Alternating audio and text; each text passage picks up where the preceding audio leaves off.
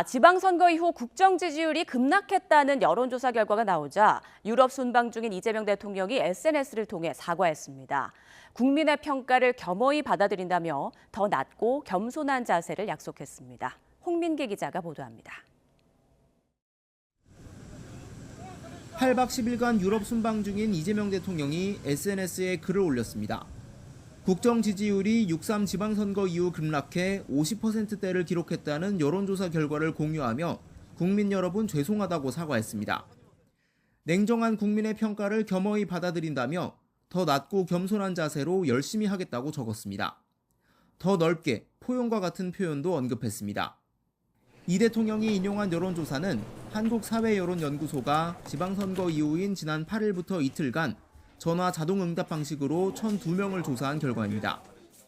이 대통령이 국정 운영을 잘하고 있다는 응답은 50.4%로 선거 직전 조사보다 무려 9.4%포인트 떨어졌습니다.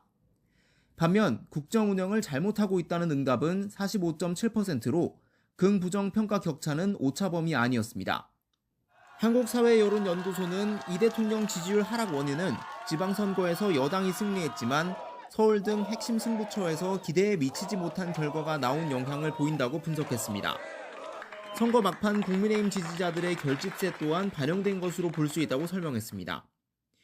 청와대는 민생, 경제 등 국정 운영 전반에 대한 국민의 복합적 평가가 지지율로 나타난 것으로 판단한다며 이 대통령의 메시지 역시 취임 1주년을 맞아 국민의 목소리를 낮은 자세로 경청하겠다는 뜻을 다시 밝힌 거라고 언급했습니다.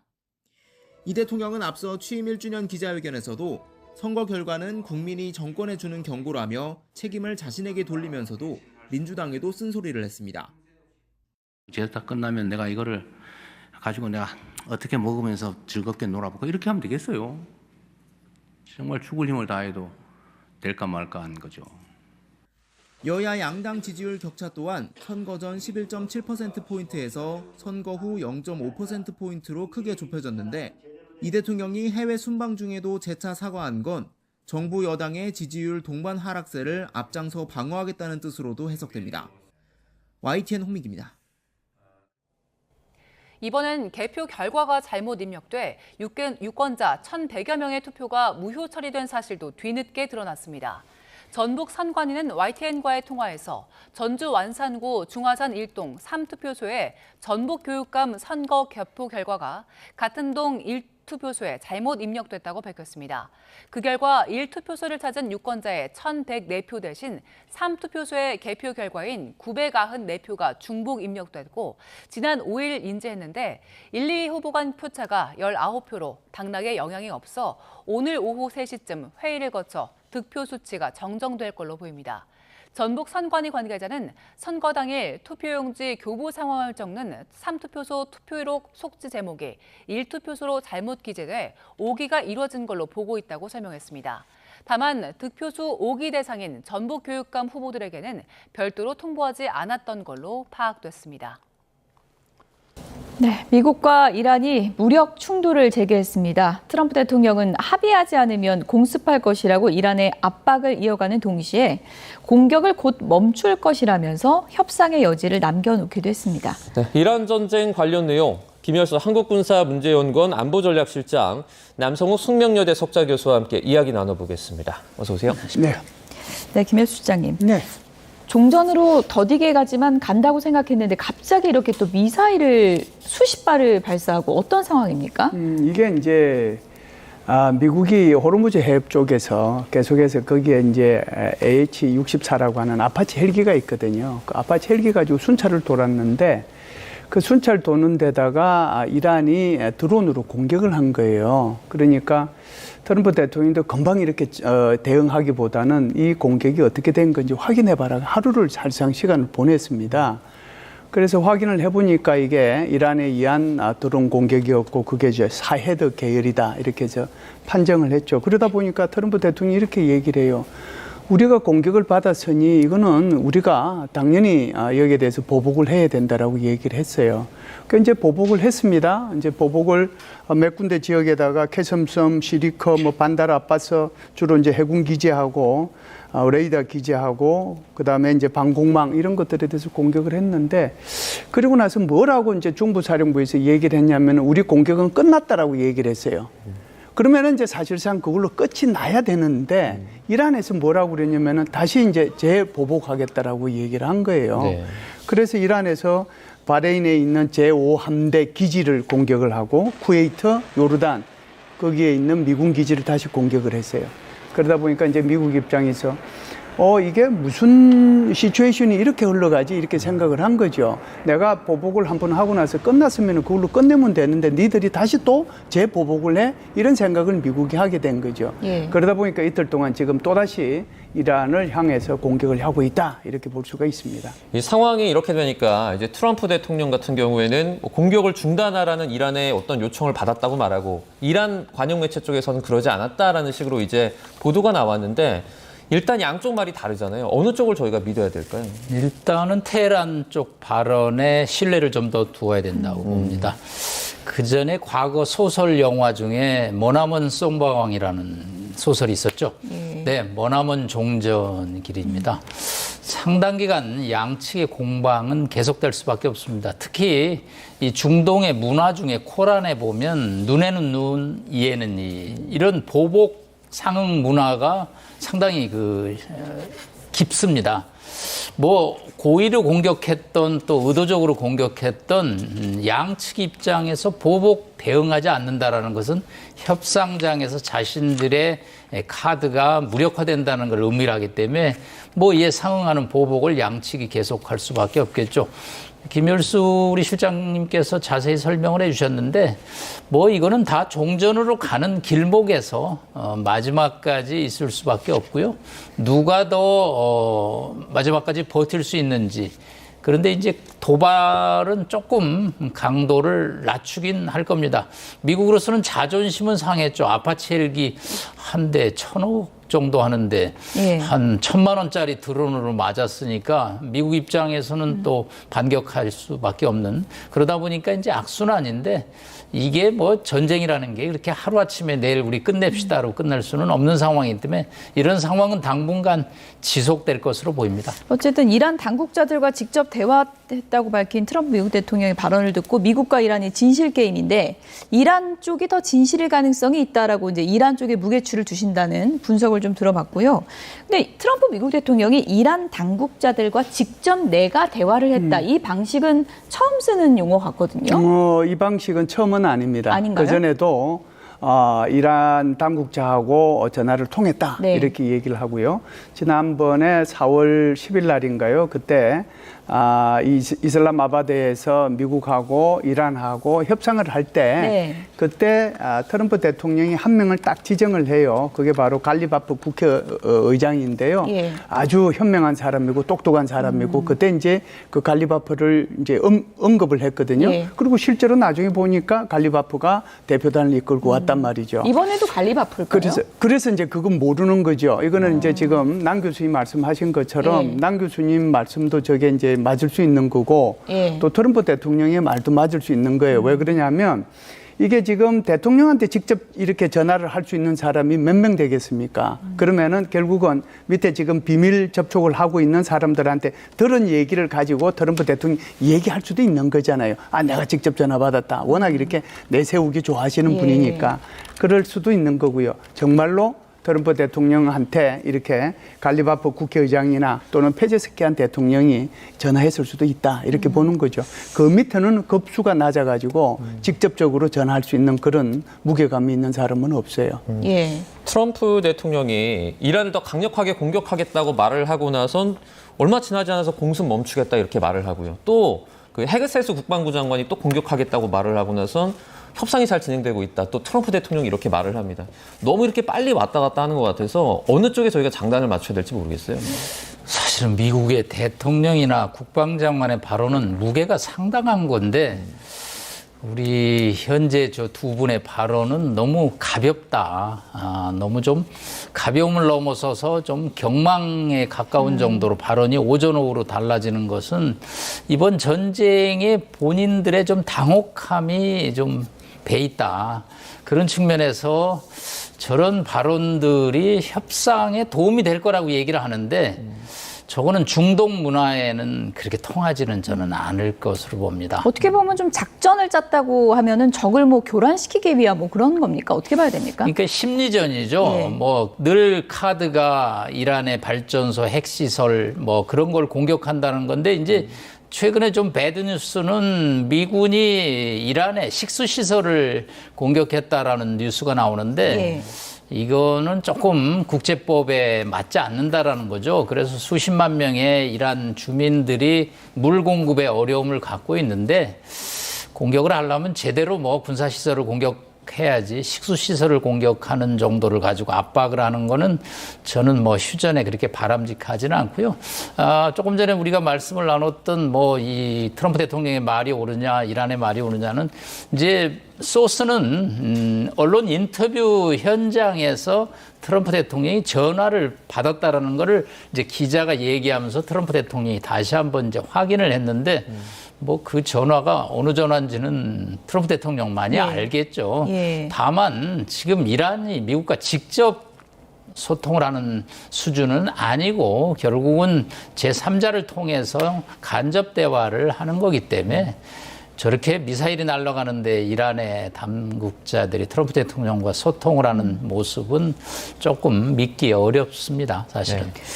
헤그세스 장관이 이제 앞서 했던 얘기 중에 이란에 남아있는 핵심 시설에 폭탄을 톡톡톡 이렇게 떨어뜨린다라고 말을 했거든요. 근데 이제 공습을 좀 여러 번 했잖아요. 남아있는 핵심 시설은 어느 게 있을까요? 그러니까 이제 이 부분이 이제 트럼프 대통령의 발언이나 헤그세스 장관의 발언을 우리가 이게 막 이제 이게 시간대별로 우리가 정리를 하지 않으면 이게 두 개가 막 엉켜 있는 그런 상황이 되는 거거든요. 시간대별로 다시 요 부분만 말씀을 드리면 예. 이제 헬기가 떨어졌잖아요. 공습을 했어요. 이거 공습을 하니까 이걸로 끝났다라고 미국이 얘기를 했는데 그러면은 이제 이란이 더 이상 안 하면 되는 거예요. 그런데 이란이 다시 미군 기지에 대다 공격을 했단 말이죠. 그러니까 트럼프 대통령이 이렇게 얘기한 거죠. 우리를 호구로 보냐? 그리고 내가 니들한테 MOU 그거 협정안 제출한 지 지금 2주가 됐는데 예. 아직까지 내한테 답을 안 해?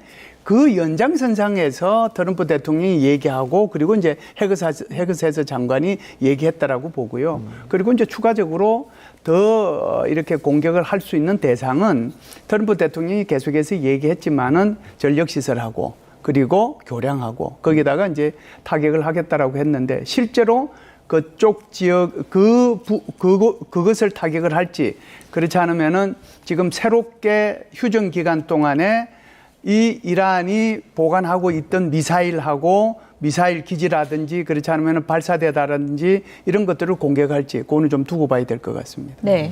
뭐 당장이라도 공습 확산할 것 같더니 또 이제 꼬리를 내리고 이런 일이 반복되고 있는 건데 당장 지금 월드컵 개막에다가 트럼프 미국 대통령의 팔순 잔치 행사도 지금 준비되고 있잖아요. 이 며칠 안에는 미국이 여력이 없는 거 아닙니까? 어떻게 보십니까? 네, 이번 주 안에 끝내기를 바랬던 게 트럼프 대통령의 기대였죠. 예. 그래서 뭐 월드컵도 중요하고 또 6월 14일 트럼프 대통령의 80회 생일에 백악관의 사우스로 남쪽 잔디밭에서 900만 달러를 들여서 정말 어마어마한 UFC 경기를 여는 계획이죠. 그런데 하늘이 조금 협조가 안 되고 있습니다. 예. 벼락 천둥 확률이 33%로 지금 이 기상 예보가 나와서 일기예보가 안 좋군요, 지금. 네, 할 수 있을까? 왜냐하면 이 워싱턴의 날씨가 굉장히 변화무쌍한데 잘못하면 눈까지 올 수 있다라 합니다.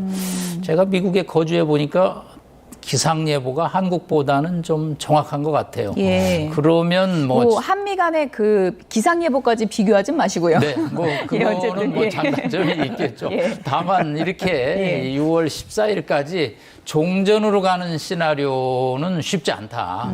그렇기 때문에 트럼프 대통령의 의도대로 흘러가지 않고 이게 또 14일 지나가면 뭔가 모멘텀 아마 월드컵이 뭐 저희가 6월 11일 11시에 지금 시청 예정인데 예. 뭔가 세계가 축제 분위기라면 전쟁은 좀 끝내줘야 되기 때문에 트럼프 대통령이 조금 마음에 안 들더라도 종전한해 서명을 함으로써 월드컵과 함께 평화를 가져왔다. 뭐 이렇게 좀 그림을 그려나갈 저를 기대합니다. 80세 생일 선물로 이란이 좀 답을 주기를 그렇게 좀 속으로는 혼자 바라고 있지 않을까 그런 생각도 드네요. 예. 그 뭐 월드컵이나 팔순 생일 잔치 전에는 좀 어려울 것 같지만 그 11월에 이제 중간 선거 있잖아요. 근데 이란 입장에서는 그때까지 지금 상황을 끌고 가는 게 자기들한테 더 유리하다 이렇게 생각할 수도 있지 않을까요? 뭐 꼭 그렇지는 않고요. 공이 어느 코트에 있느냐. 지금은 워싱턴 코트에 있다는 얘기죠. 워싱턴이 더 급하다라는 거죠. 그건 영국 BBC 방송이 또 논평을 냈는데 시간이 갈수록 문제점 중에 하나가 이제 이란의 경제 난도 있지만 미국의 이 물가 상승률, 소비자 물가 상승률이 4%를 넘어가고 있고요. 지인들하고 통화를 해보면 정말 주유소에 가기 힘들다 할 정도로 공포감이거든요. 이렇게 되면은 역대 선거에서 집권당이 이길 수가 없습니다. 사실은 오바마 행정부가 소비자 물가 9% 때문에 트럼프 대통령의 공격을 받아서 재선에 실패했던 경험이 있거든요. 예. 그렇기 때문에 시간이 갈수록 11월 첫째 주에 미국 중간 선거에 누가 더 힘이 들겠느냐. 결국은 테헤란보다는 워싱턴이기 때문에 협상에서 100% 50대 50으로 맞추기는 어렵고요. 뭐 50.5대 49.5로 해서 저는 미국이 시작을 했으니까 끝도 미국이 내야 된다라는 생각을 갖고 있습니다. 네. 최근에 이스라엘 총리와 틀어진 관계도 종전으로 가는 길에 변수가 되는 겁니까? 그렇죠. 변수는 될 수 있죠. 그러니까 트럼프 대통령이 최근에 네타냐후 총리하고 전화를 몇 번 통하면서 굉장히 화를 많이 냈잖아요. 예. 그래서 뭐 말도 못할 수 있는 표현할 수 없을 정도로 이제 화를 내기도 하고 당신 혼자 고립될 거라고 얘기도 하고 미친 거 아니냐라고 얘기도 하고 뭐 그랬었는데요. 예. 사실상 이게 이란하고 미국하고 이렇게 협상으로 가서 휴전이 돼야 되는데 예. 이게 계속해서 이제 레바논의 헤즈볼라하고 이스라엘하고 계속 전쟁이 있고 그러니까 여기에 대해서 이제 트럼프 대통령이 얘기하는데도 지금 잘 안 되고 있는 거잖아요. 그러다 보니까 이란이 요구하는 것은 이스라엘하고 레바논에 있는 헤즈볼라가의 전쟁이 끝나야 우리도 휴전할 수 있다라고 지금 주장하고 있거든요. 그렇기 때문에 그것이 하나의 변수가 될 수 있다라고 보는데요. 제가 볼 때는 이게 이스라엘 입장에서 보면은 매년 380억 불 정도, 380억 불인가 38억 불 제가 정확하게 기억이 안 나는데 이게 국방비를 대줘요. 그리고 이스라엘의 무기의 42%가 미국산입니다. 예. 그러면은 미국이 없으면 전쟁을 못하는 거거든요.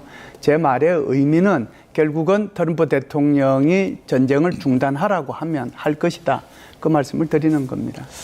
지금 뭐 미국이랑 이란이 이틀째 교전을 계속 벌이고 있는데 어쨌든 중간에서 카타르 협상단은 계속 뭐 일을 좀 하고 있지 않습니까? 네.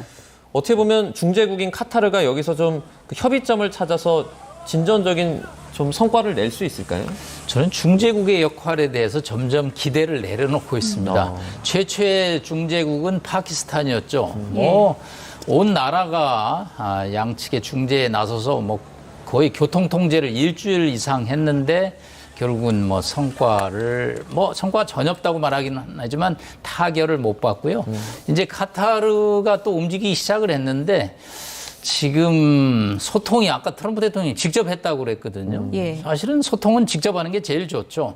남의 얘기를 통해서 전해들으면 소통하는 좀 별로죠. 그렇기 때문에 뭐 카타르가 움직이고 있다라는 얘기는 물밑에서 양측이 하여튼 활발하게 대화를 나누고 있다. 그런데 마지막 MOU 부분, 호르무즈 해협의 개방, 또 440km의 고농축 우라늄의 처리, 또 우라늄 농축 금지 기간 15년이냐 20년이냐 이런 핵심 쟁점이 제3국 소통단을 만났다고 그래서 양보를 하기가 어렵다라는 게 이 딜레마입니다. 그렇기 때문에 뭐 카타르 협상단이 움직이는 것은 뭐 긍정적이지만 그것이 협상 타결의 종전으로 갈 수 있는지는 여전히 미지수라고 볼 수 있겠습니다. 네. 미국 국내적으로 이제 들여다보면 트럼프 미국 대통령이 본인은 인플레이션을 좋아한다. 뭐 이런 표현을 썼더라고요. 뭐 불난데 기름 붓냐 이런 비판이 쏟아지고 있는데 이런 발언은 왜 한 걸까요? 글쎄요, 뭐 제가 볼 때는 네. 굉장히 큰 실수를 하지 않았는가라고 생각을 합니다. 남정훈 교수님께서 좀 전에 말씀을 하셨지만 어제 그 미국에서는 소비자 물가 지수를 발표를 했거든요. 그 소비자 물가 지수가 4.2%로 나왔습니다. 물론 시장 예상치하고는 뭐 맞게 떨어졌지만 그러나 4.2% 소비자 물가 지수가 나온 것은 굉장히 높은 거거든요. 예. 그 이제 이 미국 사람들이 주유소 가서 기름 넣기가 불안해할 정도로 굉장히 이제 서민들이 생활고를 겪고 있는데 여기에다가 이제 불난집에 기름 끼얹 듯이 오히려 인플레이션을 좋아한다라고 이렇게 얘기를 해버리니까 그렇지 않아도 인기 없는 트럼프 대통령에 대한 비난이 엄청나게 쏟아질 수밖에 없는 거죠. 예. 그래서 이제 언론 그것을 주워 담은 이제 표현 자체가 이거는 나중에 이제 이게 전쟁이 끝나고 나면 뭐 인플레이션이 없어질 것이다라고 하는 것을 거꾸로 강조하기 위해서 한 거다. 뭐 이런 식으로 넘어갔는데요. 어찌됐든 굉장히 큰 말실수를 했다 이렇게 봅니다. 네, 지금 상황이 만약 이런 식으로 계속 가다 보면 호르무즈 해협은 어떻게 됩니까? 더 꽉 막히는 거 아닙니까? 또? 지금 트럼프 대통령이 하나 자랑을 했습니다. 우리가 비밀 군사작전으로 배가 지금 수십 척 빠져나와서 1억 배럴이 원유가 공급돼서 세계 유가가 지금 $90 이하로 떨어지고 있다라고 했는데 과연 비밀 군사작전이 뭐냐? 특히 한국 HMM 선박이 지금 한 척이 빠져나왔습니다. 근데 요거를 좀 안에 외신을 통해서 들어보니까 결국은 이게 외국 용선주가 이란과 협상을 통해서 빠져나왔고요.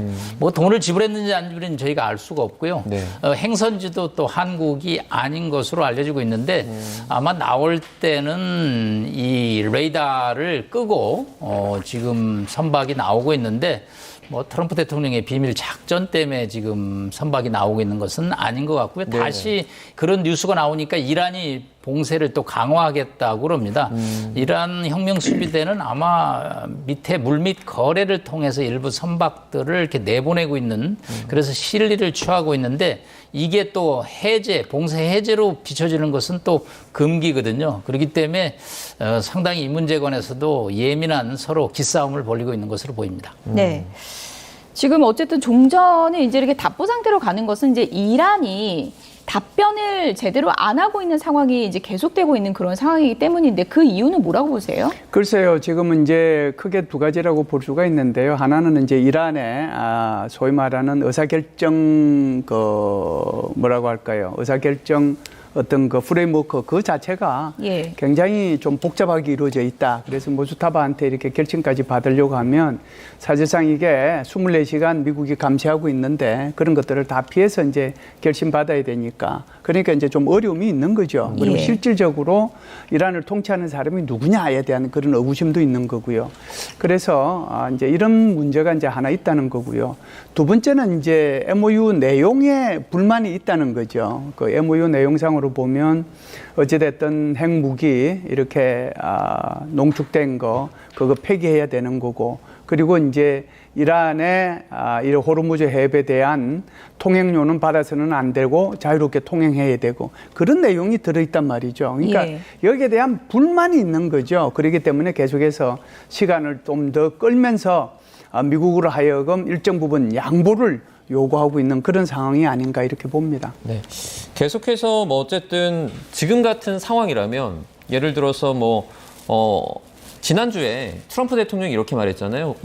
그 하메네이를 직접 만나고 싶다. 그럼 만약에 그런 상황이 좀 발생한다면 지금과 같은 상황이 좀 빨리 좀 해소될 수도 있을까요? 그건 이란 측에서 절대 받아들이지 않을 것으로 보입니다. 네네. 지금 물리적으로도 상당한 상처를 입은 상황이기 때문에 외부에 전혀 알려지지 않은 상황인데 트럼프 대통령은 이제 특유의 위에 서밋 고위급 당사자 딜로 문제를 풀고 싶다는 얘기인데 그거는 이란의 현재 통치 명령 구조를 조금 이해하지 못한 것으로 보고요. 결국은 이제 지루한 씨름을 해야 됩니다. 네네. 이제 그러다 보면 결국은 양측의 피로감이 절정에 다르면 휴전협정이 결국은 이제 마지못해 그런 시나리오가 결국은 나타나는데 이게 6월 안에 될 것인지 아니면 더워지는 7월로 넘어갈 것인지 이게 또 새로운 하나의 분기점이 될 것으로 보입니다. 네, 이란 사태 자세하게 살펴봤습니다.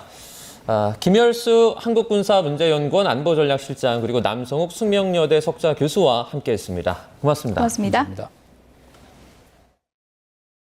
네, 각이 살아있는 정치평론 시사정각 시작하겠습니다. 오늘 두 분 모셨는데요.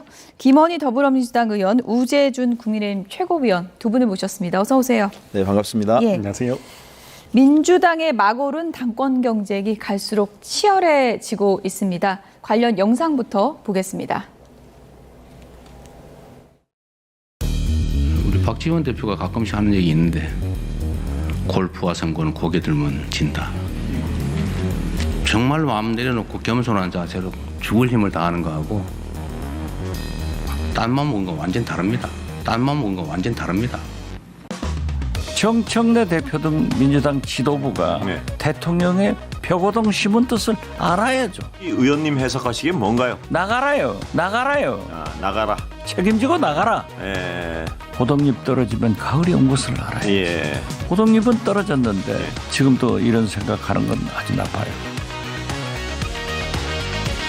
7월 4일날 이제 정식 임기 1년이 되는데 그 기간을 대거 없이 마치고 돌아올 준비를 하고 있습니다.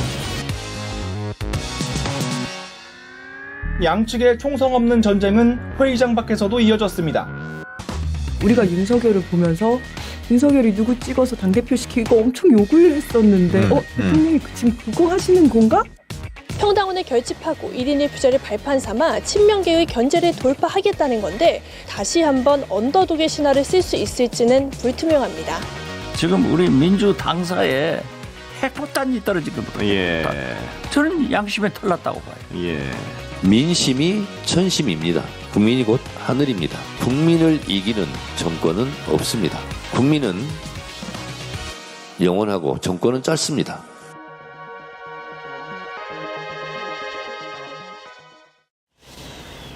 네, 정권은 짧다.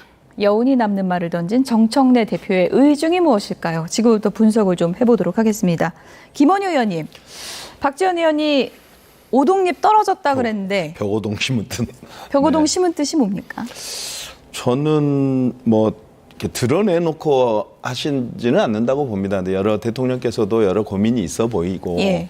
근데 여기에 이제 정청래 우리 민주당의 당대표께서 이제 고뇌와 고심이 보이는 대목들이 있죠. 근데 이럴 때는 사실은 깊이 침잠하면서 깊이 사색을 하면서 정리를 해가야 되는데 이제 말이 좀 앞서는 거죠. 그래서 사실은 국민은 영원하고 정권은 짧다 이런 예. 말이 오해하기 딱 좋은 말이잖아요. 하면 안 되는 말이었다. 자기는 예를 들어서 자기는 예. 국민 편이어서 영원하고 예. 대통령은 이재명 정권은 짧다 이렇게 해석할 수 있는 발언인 거잖아요. 이런 말은 집권 여당 당대표로서 적절한 발언은 아닌 것 같습니다. 그래서 예. 사실은 이걸 이제 또 돌려서 얘기하면 이번 지방선거 결과의 책임은 뭐라고 해도 당대표에게 있는 건데 예. 그럼 그 책임은 어디로 갔느냐. 그러면 그 선택을 내린 게 누구예요?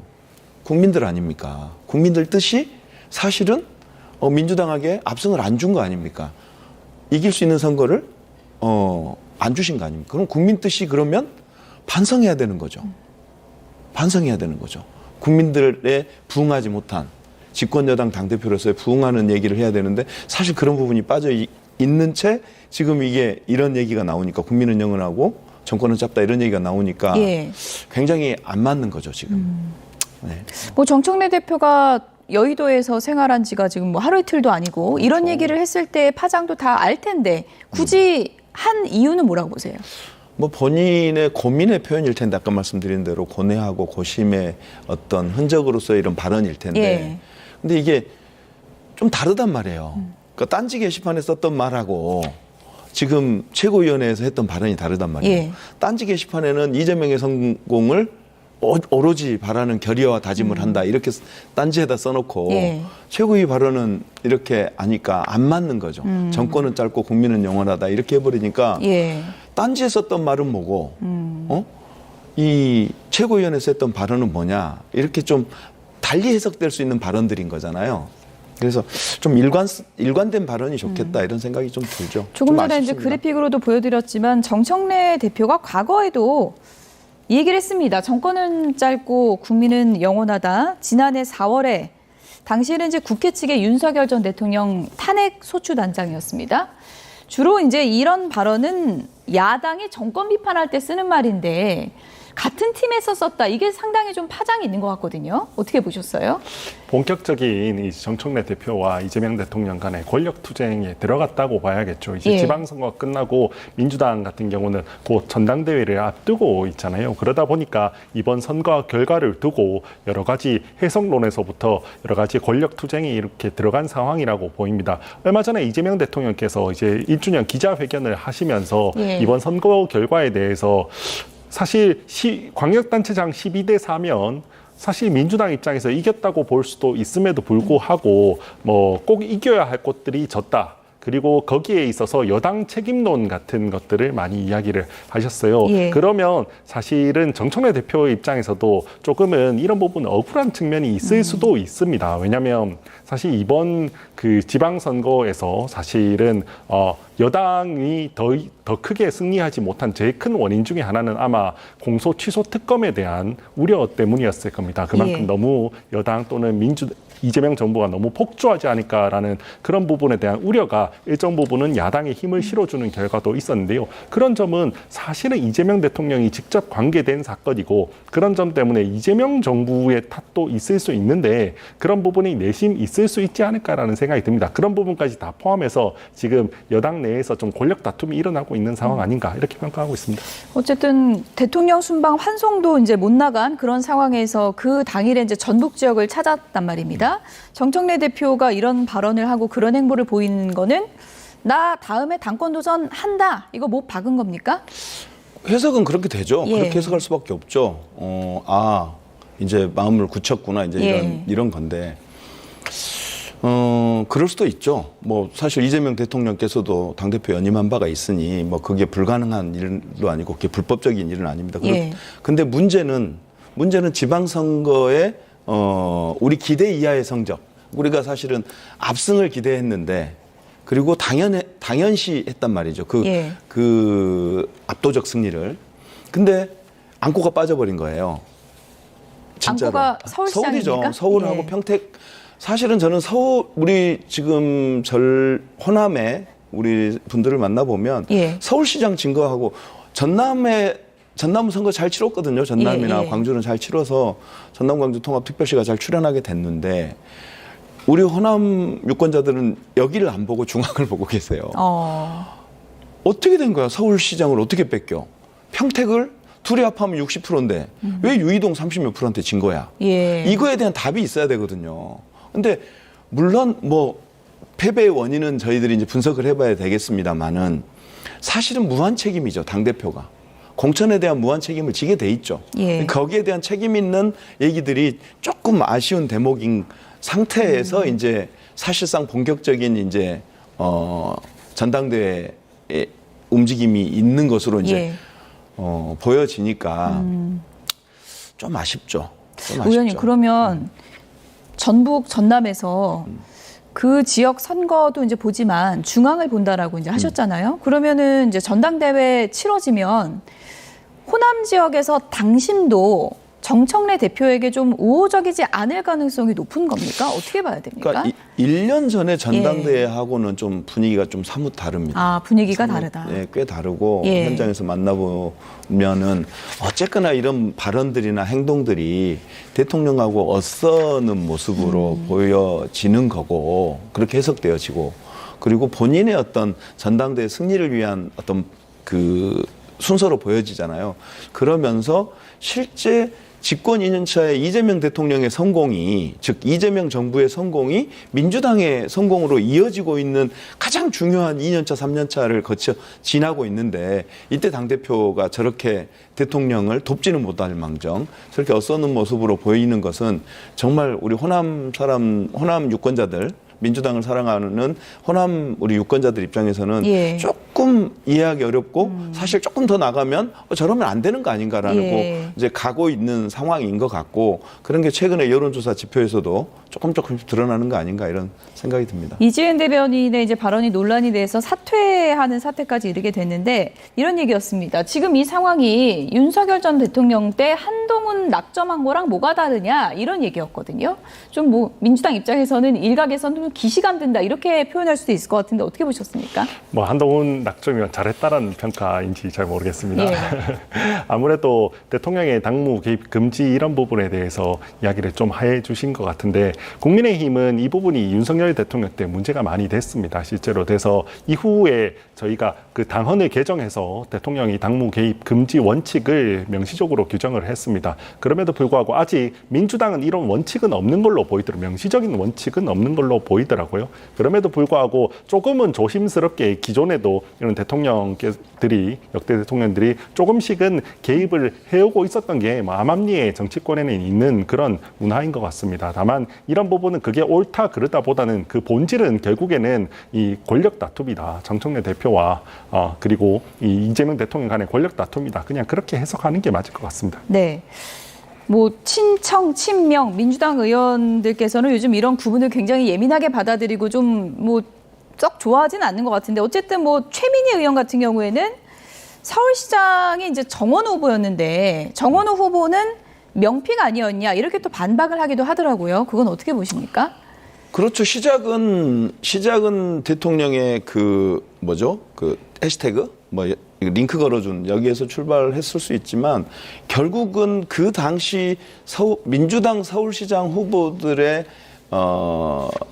유권자들에 대한 호소력 아니었겠어요? 그러니까 예. 다른 후보들한테는 죄송한 말씀이지만 정원호 후보의 확장력이 높다고 보였던 것이죠. 그래서 결국은 당에서도 그렇게 혜택을 대통령이 예를 들어서 정원호를 명픽해가지고 정원호가 다른 경선 과정을 안 거치고 그냥 하늘에서 뚝 낙하산 떨어져서 단독 후보가 된 게 아니잖아요. 예. 경선 과정 다 거쳤고 이러저러한 당원들과 국민들 여론을 수렴하는 과정을 거쳐서 우리 당의 후보로 확정됐단 말이에요. 그 과정을 주도한 건 당이란 말이죠. 예. 당이란 말이죠. 그러니까 그래서 명픽일 수 있지만 이재명 대통령께서 출발은 됐을지 모르지만 결국 정원호를 선택한 건 우리 당원들과 서울 시민들이었단 말이에요. 근데 그거를 처음에는 그 당시에 20, 30% 이상 앞서고 있었단 말이에요. 관리를 잘못한 거죠. 선거 전략을 잘못 잡고 선거운동 캠페인을 잘못 벌인 거죠. 그럼 이 책임은 후보 책임이 크겠죠. 정원호 후보의 책임이 클 텐데 그렇다면 당은 어떤 역할을 했느냐. 이런 문제에 대해서 자유로울 수 없죠. 그래서 어쨌든 서울시장 한 곳의 패배가 12대 몇 이게 아니라 서울시장이잖아요. 거길 진 거잖아요. 이긴다고 봤는데 진 거잖아요. 안고를 까빠졌다. 그렇죠. 예. 그거 뺏겨놓고 그 책임에 대한 반성이나 혹은 이런 걸 보지 않는다면 진짜 심리적으로는 우리가 패배한 거죠, 사실은. 저는 그렇게 봐요. 서울시장 뺏기고 나서 이건 완전히 이거는 선거 이상한데? 이렇게 봤는데 당대표가 첫 워딩이 예. 국민 승리라고 선언해버렸잖아요. 그런 게 안 맞는 거죠. 그러면서 대통령께서 기자회견장에서 그런 발언을 하신 거 아닌가. 예. 민주당은 뭐 이렇게 안고가 빠졌다, 패배한 기분이다라고 하는데 국민의힘 장동혁 대표는 재선거를 하자 그러고 어떻게 뭐 장단을 맞춰야 될지 모를 상황인데 재선거는 당론은 아닌 거죠? 네, 아직 당론은 아닙니다. 예. 대표님이 혼자 이야기하고 대표님 그리고 몇몇 분들이 지금 예. 이야기하고 계신 상황입니다. 네. 어쨌든 정청래 당대표 책임이다. 명픽 후보였지만 당이 관리한 게 아니냐 이런 얘기들이 나오고 있는데 저희가 뭐 정청래 대표 관련해서 이런저런 얘기들이 나오고 있는데 그래픽을 좀 보여주실까요? 박지원 민주당 의원 같은 경우에는 앞서도 저희가 영상에서 보여드렸지만 100가지를 잘해도 한 가지를 잘못하면 책임지고 나가는 수밖에 없다. 대통령께서 기자회견을 통해 명확하게 정리를 한 거다. 정청래 지도부는 알아차려야 된다. 이렇게 얘기를 했고요. 김용전 민주연구원 부원장은 집권당을 대표해 진심 어린 사과가 필요하다. 차기 당권과 관련해서는 대표님 본인의 판단에 달린 거지만 개인적으로 이 포기하라는 요구, 이거를 충분히 좀 고려를 해야 된다고 생각한다. 이런 입장을 밝혔습니다. 네, 뭐 반대 목소리도 있습니다. 이번 선거라는 게 당대표가 사퇴할 수준의 참패냐. 그건 아닌 것 같다. 이런 의견도 있고요. 최민희 의원은 선거의 핵심이 서울시장인데 명픽 후보였다. 앞서 제가 말씀드린 이 주장을 하기도 했습니다. 지금 뭐 당 안팎에서 굉장히 조심스럽지만 그래도 굉장히 거센 발언들이 나오고 있는데 앞서서 전당대회 때는 어쨌든 정청래 대표가 압도적인 표차로 당대표가 됐지만 앞서도 말씀하신 것처럼 이번에 당대표 선거가 치른다면 지형도가 좀 많이 바뀔 가능성이 있다. 이렇게 보시나요? 저는 뭐라고 해도 우리 민주당의 지지자들과 당원들은 이재명 정부를 성공시킬 사람이 누구냐를 볼 것 같아요. 예. 이재명 정부의 2년 차 아닙니까? 그리고 3년 차로 넘어가는 과정에서의 당대표 2년 임기가 시작되고 총선 공천권을 갖게 되는 당대표 선거인데 전당대회인데 그러면 당원들은 무엇을 판단할까? 이재명을 도울 사람, 이재명 대통령의 집권 2년 차를 도와주고 성공시키는데 밑거름이 될 당. 그게 이재명 정부의 성공 없이 민주당이 있을 수 있느냐? 존재가.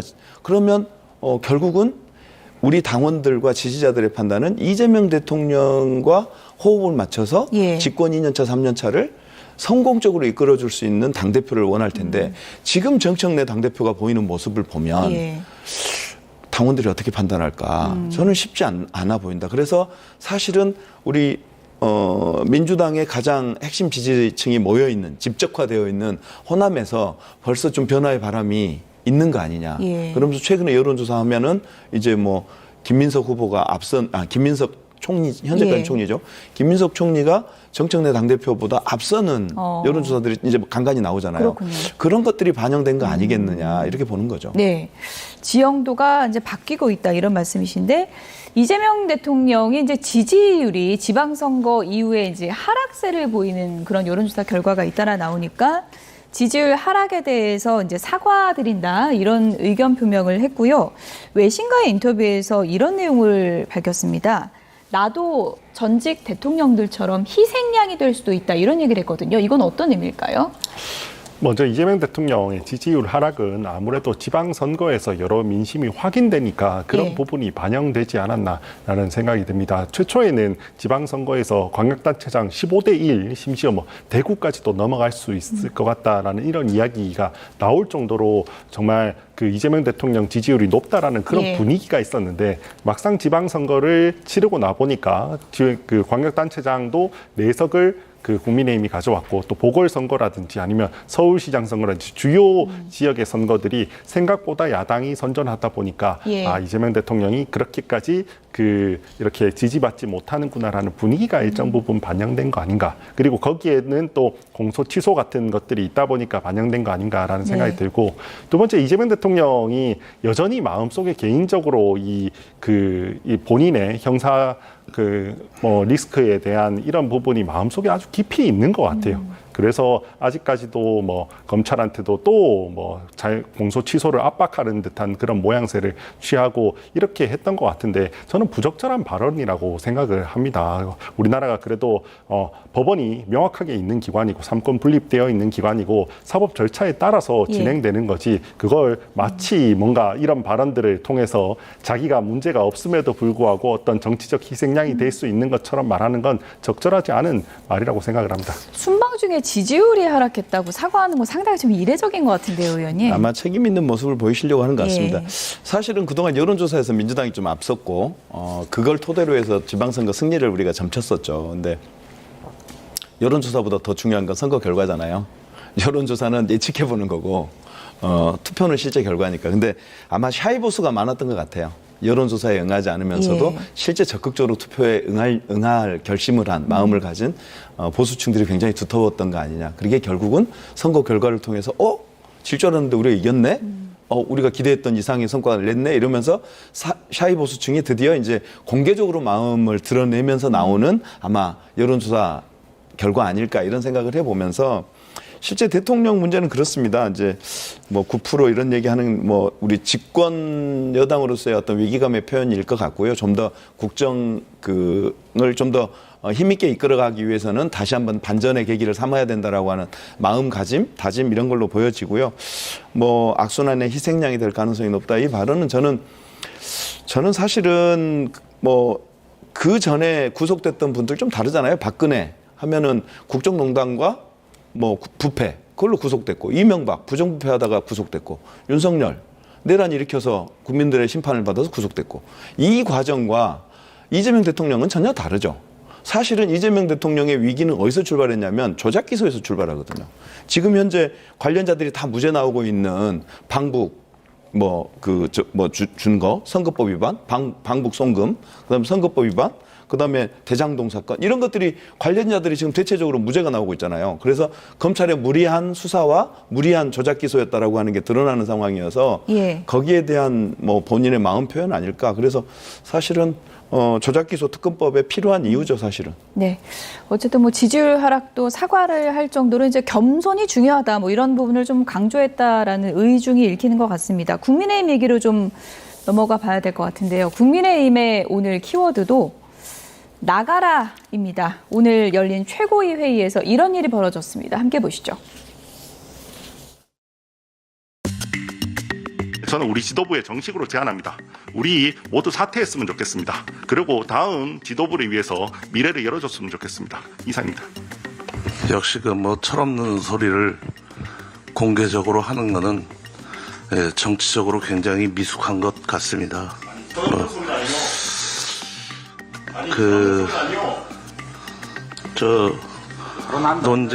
논쟁은 이따가 합시다.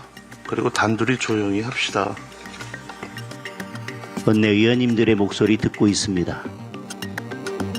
그것이 언론을 통해서 어떻게 변형되든지 언론의 보도도 다 보고 있습니다. 당원들의 목소리도 듣고 있습니다. 당원들의 목소리에 따라서 당원들이 뽑아준 당 지도부는 당을 위한 최선의 결정을 언제든지 저는 할 준비가 되어 있다고 생각합니다. 네, 공방이 치열했습니다. 저희가 오늘 이런 일을 예상하고 오늘 우재준 의원님을 모신 게 아닌데 섭외는 미리 돼 있었고 예. 오늘 보니까 최고위에서 철없다. 그리고 녹취에는 안 나왔지만 제가 이런 표현을 쓰는 거를 죄송하게 생각합니다만 나온 얘기니까 어린 놈 이런 표현까지 나왔다고 하던데 어떻게 들으셨습니까? 뭐 현장에서 굉장히 기분이 좀 불쾌하셨을 것 같은데요. 매우 부적절한 이야기였다고 생각을 합니다. 지금 최근에 문제가 많이 된 것 중에 하나가 청년들이 지금 잠실에서 뭐 많이 선관위 사태에 대해서 분노하는 마음을 많이 표출하고 있잖아요. 예. 그런 데에 있어서도 사실은 일부 뭐 민주당 계열의 정치인들이 많으셨지만 처음에는 약간 이분들이 무슨 극우다 뭐 이런 식으로 표현을 하면서 오히려 그 마치 뭐 요즘 청년들이 뭐 오염돼 있다 뭐 이런 이야기들을 하면서 국민적 공분을 굉장히 사셨어요. 원래 사실 오히려 조금 다른 목소리가 있더라도 더 경청하려고 하는 게 민주주의의 가장 기본 태도라고 생각합니다. 그런 점에 있어서 뭐 나이를 기반으로 뭐 어떤 들을 가치가 없는 말이다 이런 식의 표현하는 건 매우 부적절하다고 생각하고, 심지어 저는 선출된 최고위원이고요. 지명직 최고위원께서 저한테 당내 문제에 대해서 저의 나름에는 정말 고민이 많아서 한 이야기를 이런 식으로 말씀하시는 건 적절하지 않다라고 지도부 생각합니다. 사퇴하자 하니까 저런 얘기가 나온 맞습니다. 거죠? 제가 지도부 사퇴가 필요하다라고 이야기했던 거고, 지도부 사퇴 관련해서는 우리가 이번에 지방선거에서 광역단체장을 12대4로 사실은 졌습니다. 졌고, 그리고 그 과정에서도 사실 지도부가 얼마나 도움이 됐는가라는 부분에 있어서는 부정적으로 보시는 분들이 굉장히 많으세요. 그러면 우리가 적절한 평가를 위해서라도 사실 우리 자리를 한번 물려주는 게 맞습니다. 민주당은 그렇게 하고 있잖아요. 정청래 대표께서도 자리를 그냥 지키는 게 아니라 본인이 오히려 재출마를 이야기를 하면서 다시 평가를 받겠다고 하고 있잖아요. 그러면 우리도 다시 내려온 다음에 다시 본인이 그러면 재평가를 받고 싶으면 다시 출마를 하시는 게 맞지, 지금 이렇게 자리를 버티고 있는 건 적절하지 않다, 이런 식으로, 이런 취지로 제가 말씀을 드렸습니다. 조광한 최고위원이 사과 안 하셨어요? 안 하셨습니다. 아, 둘이 따로 얘기 뭐 끝나고 제가 안 하셨어요? 사과를 요구했을 때 그 어린 놈이라는 표현이었습니다. 사과를 요구하니까 그런 얘기를 들었군요. 참고로 우리 우재준 의원께서는 방송 중에 이런 말씀 죄송하지만 나이가 지금 제가 만으로 38인데 38, 사실 2030. 뭐 저도 흰머리도 많이 나고 그런데 그런 얘기 들을 나이는 절대 아닌데. 그런 것 같습니다. 아니, 나이가 문제가 아니라 그렇죠. 지역구 주민들이, 저는 이제 최고위원이야 당원들이 뽑아준 거지만 국회의원이잖아요. 그 지역구 주민들을 대표하잖아요. 그러니까요. 나이 여부와 상관없죠. 뭐 옛날에 20대 국회의원 된 분들도 있으니까. 근데 저렇게 얘기하는 거는 좀 술자리에서 술 취한 사람이 하는 얘기지. 저 용서가 되겠습니까? 저거는 당에서 징계해야 되는 거 아닙니까? 부적절한 말이었다고 저는 아니 저거는 우리 뭐 민주당이니 국민의힘 떠나서 국회의원에 대해서 저런 발언을 한 사람들에 대해서는 당에서 엄정하게 징계해야 한다고 생각합니다. 네. 그리고 요즘 2030이 제일 싫어하는 말 두 가지를 하신 것 같은데. 맞네요. 정점식 원내대표가 되다 보니까 오히려 좀 당권파가 힘이 실리면서 이런 분위기까지 연출된 게 아니냐 이런 시각도 있거든요. 제가 예. 그러니까 사실은 장동혁을 비판하면서 예. 장동혁 그 지금 당 대표의 행태나 발언이나 이 모든 것들이 사실은 이 참 그렇잖아요. 우리 전라도 말로 거시기한데. 예. 근데 그거를 비판하는 사람들이 실제 정점식을 다시 뽑아줬단 말이에요. 예. 뭐 남미당 일이어서 제가 뭐라고 하긴 뭐한데 예. 대표적인 친윤이자 실제 탄핵 국면에서 그 탄핵에 찬성했던 사람들을 가장 압박했던 사람 중에 하나 아닙니까? 근데 이 사람을 다시 뽑아줬어요. 그러면서 이제 아까 그 조광한인가 그런 분들의 발언이 나오는 거 아닌가 이런 생각이 드는데 참 안타깝습니다. 네. 오늘 우재준 최고위원이 지도보다 물러나야 된다 이런 얘기를 했는데 한동훈 의원도 아직 무소속이죠. 한동훈 무소속 의원도 오늘 같은 결의 얘기를 했습니다. 들어보시죠. 이 민심을 보여줬다는 건 이런 경고예요. 너네 총선에서 이런 식이면 어떤 결과가 나올지 알겠어? 라고 경고하는 것이고 대선에서 꿈도 꾸지 마. 이런 얘기란 말이죠. 전국 재선거란 말은 시민들이 할 수 있는 말입니다. 그런데 대형 정당의 대표라는 사람이 아주 얕은 생각으로 자기 연명을 위해서 그걸 그냥 외친다? 그건 대단히 나쁜 점이죠.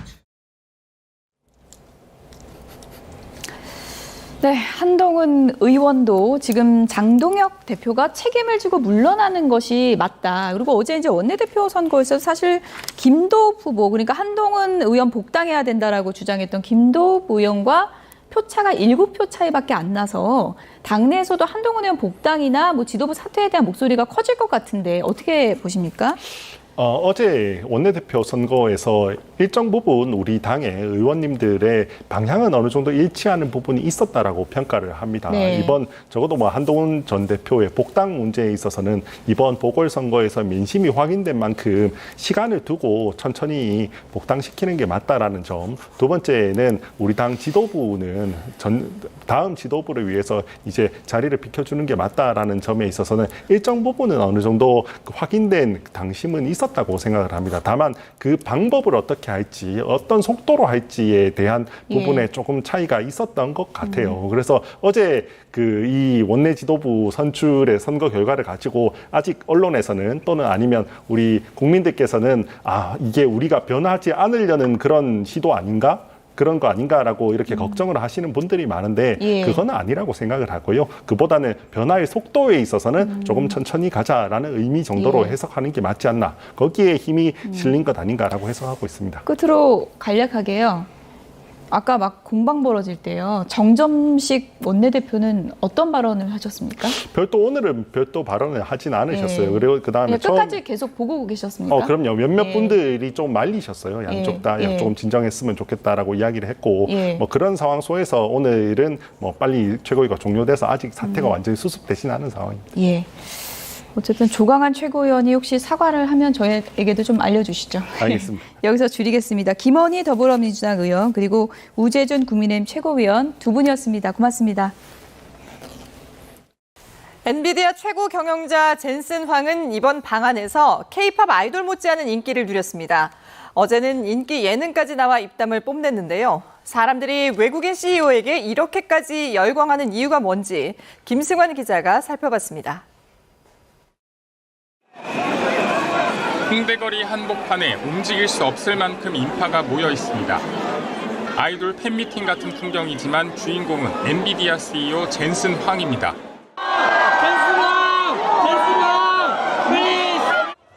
이처럼 젠슨 황은 4박 5일 방한 내내 구름대 같은 인파를 몰고 다니며 톱스타급 환대를 받았습니다. Business is booming. Booming. Bang. like PC Bang. 정장을 입은 세계 시총 1위 기업 총수보다 반팔 셔츠를 입은 동네 아저씨의 모습. 젠슨황 열풍은 여기서부터 시작됩니다. 서민들이 즐겨 먹는 삼겹살과 소맥을 즐기고 밖에 있는 팬들에게 치킨을 나눠주는 팬 서비스도 마다하지 않는가 하면 야구장 관중석에서는 리듬에 몸을 맡깁니다.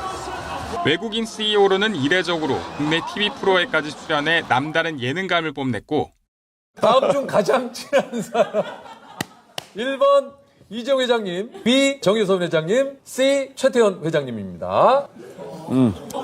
So easy. 한국 문화에 대한 애정도 드러냈습니다. Who doesn't love golden? 골든요. So good. 좋아요, 좋아요. I do also love 화사. 네. 한국 기업들을 중요한 동반자로 지켜 세우는 점도 낯선 글로벌 CEO가 아닌 친숙한 인물로 자리 잡은 이유로 꼽힙니다. 산업 외교와 대중인지도 제고를 통해서 엔비디아를 각인시키고 분명하게 한국과 같이 이거를 끌고 나갈 준비가 돼 있다는 것을 알리는. 이민자 출신 소년이 세계 최고 AI 기업을 일군 창업자가 됐다는 개천의 용 서사도 인기에 한몫했습니다. 대중은 젠슨 황을 단순한 경영자가 아니라 AI 시대를 대표하는 아이콘으로 받아들이는 겁니다. 젠슨 황을 향한 열광은 AI 시대 사람들이 어떤 미래를 꿈꾸고 어떤 인물을 동경하는지를 보여주고 있다는 분석입니다. YTN 김승환입니다.